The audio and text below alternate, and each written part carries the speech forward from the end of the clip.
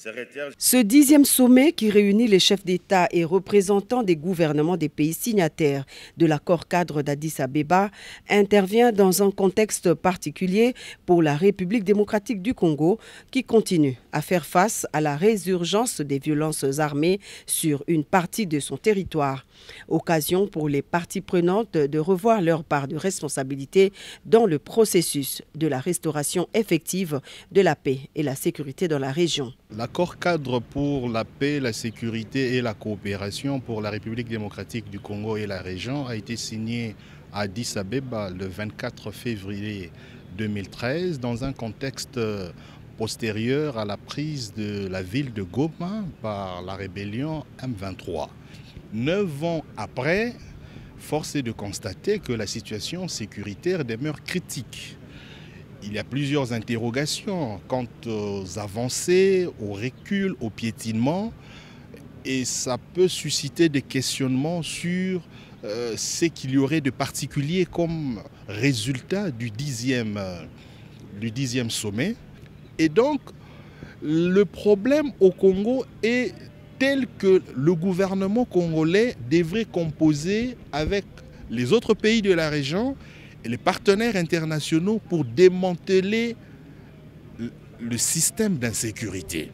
Considérés comme partenaires de cet accord, les États-Unis d'Amérique ont délégué une équipe d'experts à Kinshasa pour suivre de près ce 10e sommet. Donc on voudrait bien sûr féliciter le président Tshisekedi et le gouvernement de la RDC pour avoir organisé ce sommet. Et M. Ben voudrait souligner aussi que les États-Unis étaient aussi présents lors de la création de l'accord cadre il y a bien 9 ans aujourd'hui. Donc on est bien sûr, on fait partie aussi de la mise en œuvre de cet accord. On travaille étroitement avec les pays signataires, avec les garants, notamment les Nations Unies, l'Union africaine, la CIRGL. Les femmes, considérées comme principales victimes des conflits armés, étaient également représentées, avec un cahier des charges bien fourni. Nous avons fait notre réunion le 18 février, le Conseil consultatif Femmes et Paix et Sécurité de la région des Grands Lacs, et nous avons formulé des recommandations aux chefs d'État et des gouvernements pour que nous puissions voir certaines lois être mises en place.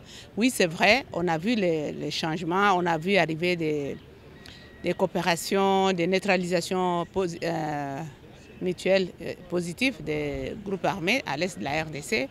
On a vu le développement de la politique de coopération.